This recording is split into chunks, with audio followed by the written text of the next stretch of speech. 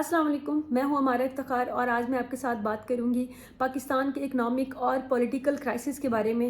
ہم پچھلے کئی ویڈیوز میں بات کر چکے ہیں کہ پاکستان میں پولیٹیکلی ہم کن کرائسس کا شکار ہیں اور کیا حالات رہے ہیں، اور آج ہم تھوڑا بہت معیشت کو بھی ڈسکس کریں گے اور کوشش کریں گے سمجھنے کی کہ عام انسان پر اس کے کیا اثرات مرتب ہو سکتے ہیں یا کیا کچھ فیس کر سکتا ہے ایک عام انسان، اور تھوڑا بہت کوشش کریں گے سمجھنے کی سری لنکا میں جو گزشتہ وقت میں یا پچھلے کچھ دنوں میں جب وہاں پہ کرائسس آیا، جو ڈیفالٹ کر گیا ان کا سسٹم سارا، اس کی کیا ریزنز تھیں اور ہمیں اس سے کس طرح سے سبق سیکھنا چاہیے۔ تو سب سے پہلے اگر بات سری لنکا کی جائے تو سری لنکا جو ہے وہ آپ نے سنا ہوگا، آپ نے بہت سارے ویڈیوز میں بھی دیکھا ہوگا کہ سری لنکا دیوالیہ ہو چکا ہے، اور بہت سارے لوگوں کو شاید ان کی بہت ساری ٹیکنیکل چیزیں سمجھ نہ آئیں کہ انہوں نے کتنا قرض لیا ہوا تھا، کہاں سے لیا ہوا تھا، کیوں لیا ہوا تھا، اور اس کی ساری معاشی حالات اور معیشت کے۔ لیکن یہ آپ کو سمجھانے کے لیے میں ضرور بتا سکتی ہوں کہ وہاں کی عوام جو ہے وہ اب سڑکوں پر ہے، بجلی کا نظام، تعلیم کا نظام، صحت کا نظام تباہ ہو چکا ہے، ایمرجنسی ڈکلیئر ہو چکی ہے، وہاں کا سیاسی جو نظام ہے وہ ختم ہو چکا ہے۔ وہاں پر پچھلے 70 سالوں میں 2 فیملیز جو ہیں وہاں پر حکمرانی کرتی رہی ہیں۔ خاندانی سیاست جو ہے وہ ان کی موروثی سیاست جو ہے بہت بڑی وجہ ہے تباہی کی، یا جسے دنیا اس نظر سے دیکھ رہی ہے۔ اس کے علاوہ اگر ہم اس کو بڑے آسان اور طریقوں سے سمجھنا چاہیں تو ہم لوگ یہ دیکھتے ہیں کہ سری لنکا بیسیکلی کن سورسز پر ریلائی کرتا تھا اپنے ملک کو چلانے کے لیے۔ تو ہر ملک کے اپنے کچھ سورسز ہوتے ہیں جس کی بنیاد پر ہم، جیسے کہ آپ کا گھر ہے، آپ ایک گھر کو چلا رہے ہیں تو آپ کے کچھ ذرائع ہوتے ہیں کہ آپ کس کام کے ذریعے اپنے گھر کو چلاتے ہیں، کس طرح سے آپ ارن کرتے ہیں۔ اسی طرح ایک ملک کے بھی ذرائع ہوتے ہیں۔ تو سری لنکا کی جو سب سے بنیادی تھا ذریعہ، وہ ان کے بنیادی ذرائع میں سے چند ایک میں آپ کے ساتھ ڈسکس کرتی ہوں، اور کس طرح سے گریجولی وہ تباہ ہوئے ہیں یا خراب ہوئے ہیں ان کو بھی بات کرتے ہیں۔ سب سے پہلے کپڑے کی صنعت ہے، اس کے بارے میں آپ اور ہم جانتے ہیں کہ سری لنکا اور بنگلہ دیش کی طرح کافی حد تک ریلائی کرتا تھا اپنی کپڑے کی صنعت پر۔ اس میں جو دوسری ان کی جو بیسک ڈیپینڈنس ہے وہ افراد تھے جو پوری دنیا میں کام کرتے ہیں، سری لنکا سے باہر بیرون ملک ہوتے ہیں، اور وہاں سے وہ سرمایہ جو ہے وہ اپنی فیملیز کے لیے بھیجتے ہیں، تو وہ ان کے ملک کو چلانے کا ایک بہت بڑا ذریعہ تھا۔ اس کے علاوہ ان کا جو تیسرا سب سے بڑا جو ان کا ذریعہ ہے وہ ان کا سیر و تفریح، سیاحت ہے، جو پوری دنیا سے لوگ سیاح وہاں پر آتے ہیں اور وہ اس سے کماتے ہیں، اور اس کے بعد وہ ان کا اس طرح سے یہ ملک سسٹم، کیونکہ میجر جو ان کا ریلائے پاکستان کی طرح زراعت پر نہیں ہے یا بہت ساری اور چیزوں پر نہیں ہے، بہت ساری جو بیسک چیزیں ہیں وہ بھی ان کو باقی دنیا سے باقی ملکوں سے منگوانی پڑتی ہیں، وہ خود نہیں وہ بناتے۔ تو اس کے لیے ان کے جو سب سے پہلا جو ان کا خرابی کے باعث بنی، وہ ٹائم ٹو ٹائم میں آپ سے بات کر چکی ہوں۔ ایک تو خاندانی سیاست، پکسا فیملی جو ہے وہ پچھلے 20 سالوں سے اقتدار میں، وہاں پہ خانہ جنگی کی بھی کیفیات رہ چکی ہیں کافی دفعہ۔ پچھلی دفعہ جب خانہ جنگی ہوئی اور اس کے بعد 2010 کے الیکشن میں، تو اسی بکسا فیملی کی وہاں پہ پوجا کی جاتی تھی، اور ان کو بڑا ہیوی مینڈیٹ ملا تھا جب یہ حکومت میں آئے تھے، اور اسی حکومت کے یہ ایک فیملی کے 4 جو بھائی ہیں، وہ چاروں بھائی، کوئی صدر ہے تو کوئی وزیر اعظم ہے، کوئی کسی وزارت کا ہے، وزارت پہ ہے، کوئی کسی مین وزارت پر۔ اس کے علاوہ یہ 4 بھائیوں کے علاوہ پوری فیملی جو ہے وہاں پر، ایک پوری فیملی پورے ملک میں ایک قسم کا ان کا قبضہ سمجھ لے کہ وہ مین جگہوں پر جو بھی مین وزارتیں ہیں وہاں پر یہ موجود ہیں۔ تو پھر آپ خود سمجھ سکتے ہیں کہ ایک تباہی کی بہت بڑی وجہ یہ بھی ہوتی ہے۔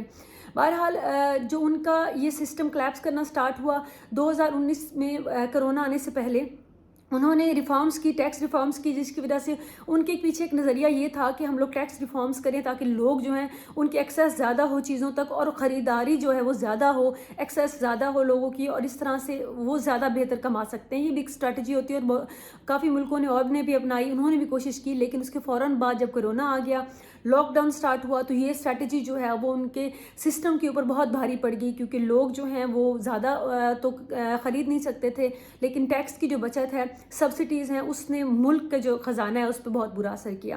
اور جو دوسری بڑی وجہ بنی وہ کرونا ہے، اور اس سے سیاحت کا کم ہو جانا ہے۔ سیاحت پوری دنیا سے، وہاں پر لوگ سیر و تفریح کے لیے آتے تھے، تو وہاں سے اور پوری دنیا میں کرونا کے سارے لاک ڈاؤنز، اس وجہ سے جو پوری دنیا میں معیشت کا بحران آیا ہے، لوگوں نے بہت کچھ سفر کیا ہے، لوگوں کی نوکریاں گئی ہیں، تو باہر سے آنے والی آمدن بھی کم ہوئی، اور جو ان کی ادھر کی آمدن تھی وہ بھی کم ہو گئی سیر و تفریح کی، تو یہ بھی بہت بڑی وجہ بنی۔ اور ریسنٹلی جو یوکرین اور رشیا کا معاملہ ہوا ہے، 25% جو ان کی سیر و سیاحت ہے وہ وہاں سے ان کے ہوتی تھی، اور اس کے علاوہ بہت زیادہ ڈیپینڈنس ان کی گندم کے لیے بھی یوکرین اور رشیا پر ہی تھی، اس نے بھی مزید تباہ کاری کی۔ اس کے بعد جو مزید سونا پہ سہاگا تھا کہ کچھ عرصہ پہلے ہی کرونا کے ٹائم سے تک ہی اسی میں 2 سالوں کی بات ہو رہی ہے، اسی میں انہوں نے آرگینک فارمنگ جو ہے وہ ٹرائی کیا. انہوں نے اعلان کیا ملک میں کہ آرگینک فارمنگ ہوگی.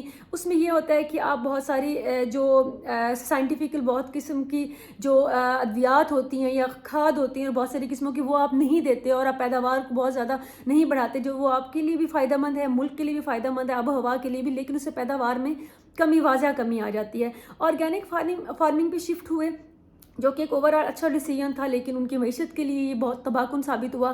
چاول جس میں وہ خود کفیل ہوتے تھے اس میں بھی ان کو ڈیپینڈنس آ گئی، کیونکہ اس آرگینک فارمنگ میں ان کے جو پرسنٹیج ہے وہ بہت زیادہ ڈاؤن چلی گئی.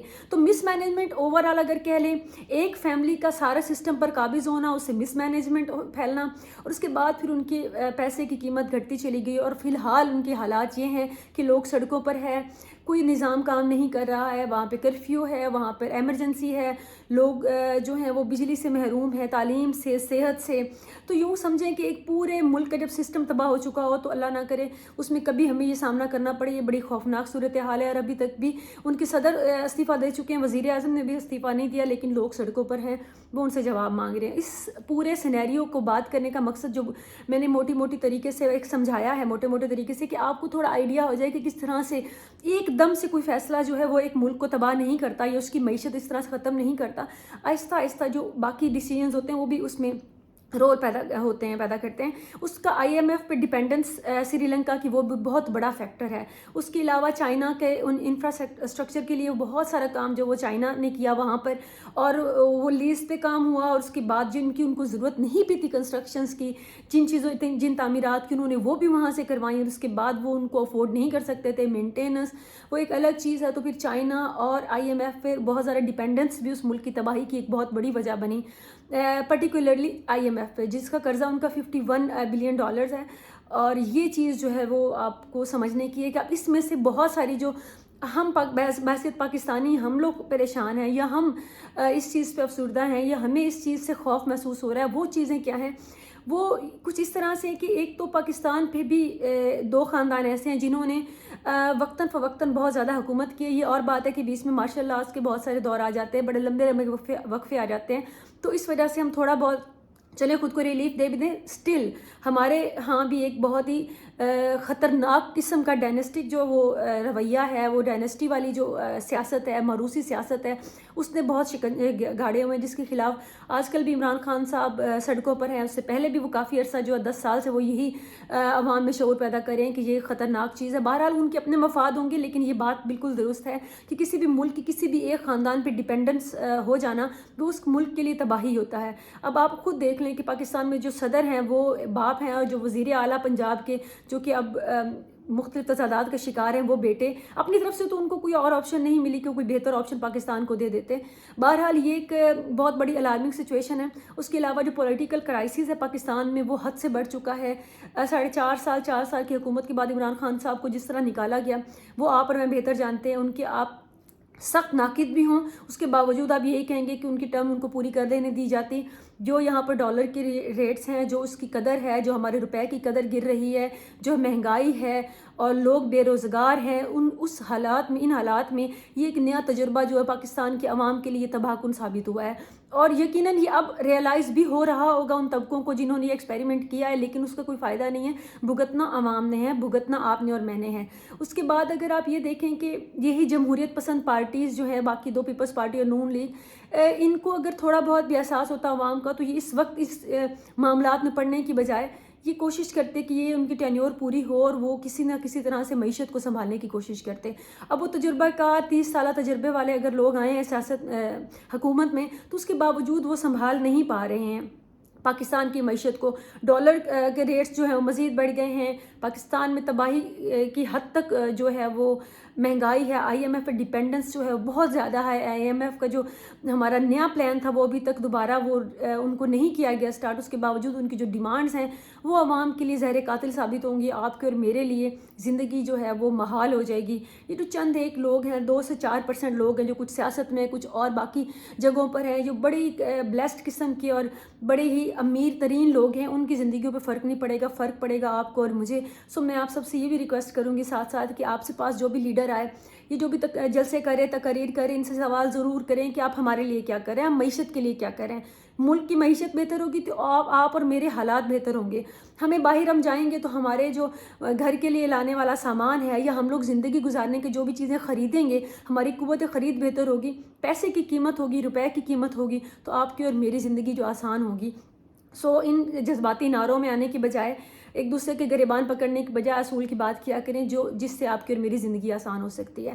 اب اس سب کے حالات تو آپ کے اور میرے سامنے ہیں اور بڑے الارمنگ حالات ہیں، ایمرجنسی والے حالات ہیں. اس میں ایک تو ہمارے بڑوں کو کچھ سوچنا چاہیے کہ انہوں نے جو ایکسپیریمنٹ ملک پہ کیے ہیں اس کا کیا رزلٹ سامنے آ رہا ہے اور ملک کس طرح سے تباہی کی طرف جا رہا ہے. اس کے بعد کچھ چند ایک باتیں ہیں جو میں ضرور کرنا چاہتی ہوں، ایڈ کرنا چاہوں گی کہ پاکستان میں جو ایمرجنسی کی حد تک بہت ضروری چیزیں ہیں وہ یہ ہیں کہ ٹیکس اور لینڈ ریفارمز کی جائیں.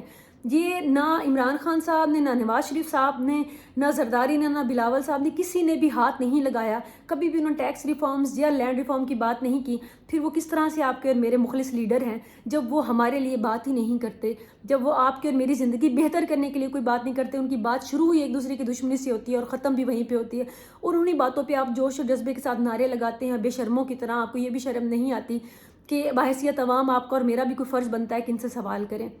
بہرحال back to the topic, land reform اور ٹیکس ریفارمس کرنی بہت ضروری ہیں. اس کے علاوہ ٹارگیٹڈ سبسڈیز دینی پڑیں گی. آپ سب کو سبسڈی دے دیں تو پاکستان کے معیشت پہ آلریڈی بہت بڑا بوجھ ہے، خزانے پہ بہت بڑا بوجھ ہے اور ہم دیوالیہ ہو جائیں گے، جو کہ اللہ نہ کرے کبھی ہو. اور اس کے بعد پھر کسی کا بھی کچھ نہیں بچے گا، نہ آپ کا میرا اور نہ یہ چند جو 2-4% جو ہم امیر ترین اور بڑے پریولیج قسم کے لوگ ہیں، ہمارے سیاستدان ہیں اور باقی لوگ ہیں. تو ان کو بھی یہ سوچنا چاہیے، ہمارے بڑوں کو بھی یہ سوچنا چاہیے کہ یہ سبسڈی جو ہے ٹارگیٹڈ سبسڈی دیں اور ان دا لانگ رن جو ہے اپنے لیڈر سے سوال کریں کہ لینڈ ریفارم یا ٹیکس ریفارمز کے لیے وہ کیا کر رہے ہیں. اس کے علاوہ جو نیکسٹ آپشن، بہت بڑی آپشن یہ ہو سکتی ہے کہ آپ سیاحت پہ کام کریں. پوری دنیا سے یہ جو سب سے بڑا لوگ جو پورے ملک چل رہے ہیں اس بنیاد پر کہ سیاحت سے وہ کماتے ہیں. لوگوں کو آنے کا موقع دیں. جب تک آپ کے اندر مذہبی جنونیت رہے گی اور آپ ایک دوسرے کو چیرتے پھاڑتے رہیں گے، کوئی دنیا سے آپ کی طرف آنا پسند نہیں کرے گا. پاکستان بہت خوبصورت ہے اور دنیا میں مرد اور عورت تقریباً ایکولی وہ تعداد میں موجود ہیں. ان کے لیے آپ کو اپنے دروازے کھولنے پڑیں گے. جب آپ میوزک کو، آپ عورت کے لیے، آپ سارے دشمن ہیں، آپ سیر و تفریح کے دشمن ہیں، تو کوئی بھی آپ کے پاس سیر و تفریح کرنے کے لیے تو آ نہیں سکتا. ان کو اپنی جان کے لا لیں گے. اس لیے اپنا تھوڑا نظریات جو ہیں وہ بہتر کریں.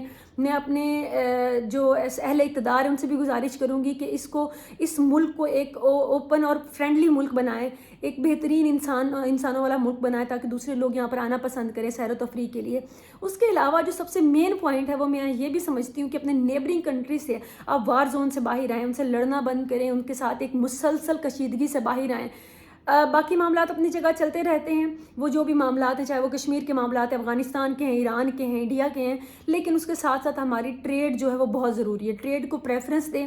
تجارت بہت ضروری ہے اور تجارت کے لیے اپنے سارے ہمسایہ ممالک کے ساتھ دوستانہ تعلقات بہت ضروری ہیں. اور پاکستان پہ اس وقت جو اتنا برا وقت ہے، اتنا آج سے پہلے کبھی بھی نہیں آیا. ہوش کے ناخن لیں، ہمارے لیڈرز بھی ہوش کے ناخن لیں، ہماری عوام بھی ہوش کے ناخن لیں. جنگ، لڑائی، تشدد، دہشت گردی، دشمنی، اس سے باہر آئیں خدا کے واسطے اور سوال کرنا سیکھیں. اپنی بہتری کے لیے کام کریں. جب آپ کے پاس کوئی لیڈر آتا ہے تو ان سے نعرے لگوانے کی بجائے اور ان سے کوئی اور ڈیمانڈز کرنے کی بجائے ان سے یہ ڈیمانڈ کیا کریں کہ اس ملک کے تعلیم کا نظام بہتر کریں، معیشت بہتر کریں، رہن سہن بہتر کریں، آپ غریب انسان کی زندگی بہتر کریں. تبھی ہم آپ کو ووٹ دیں گے یا تبھی ہم آپ کو سپورٹ کریں گے. تو اس سے ان کے بھی 14 طبق روشن ہوں گے. وہ بھی بات کرتے ہوئے سوچیں گے کہ اس عوام کو ہم کس حد تک بیوقوف بنا سکتے ہیں اور کس حد تک نہیں، کس بات پہ یہ عوام کمپرومائز کرے گی اور کس پر نہیں.